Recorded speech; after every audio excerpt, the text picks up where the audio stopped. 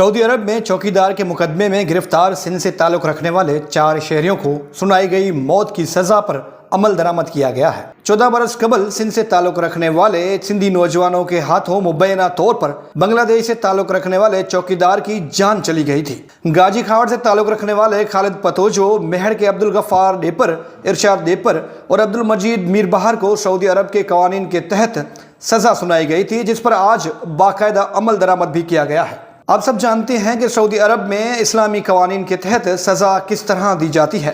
ठीक उसी तरह इन 4 सिंधी नौजवानों के साथ भी हुआ है। यह खबर सिंध से ही रिपोर्ट हुई है। मीडिया रिपोर्ट्स के मुताबिक 14 साल कबल सऊदी अरब में डकैती के दौरान चौकीदार जो कि बांग्लादेशी थे, उन्हें जान से बेजान कर दिया गया था।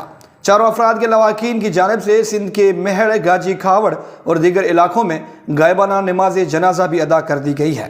इरशाद डेपर, जिन्हें सऊदी अरब में सज़ा दी गई है, उनके भाई का कहना है कि मेरे भाई और कज़न को झूठे मुकदमे में सज़ा सुनाई गई है। सऊदी अरब की हुकूमत और बल्दिया ने 4 सिंधी नौजवानों की बॉडीज़ भी विरसा को देने से इनकार किया।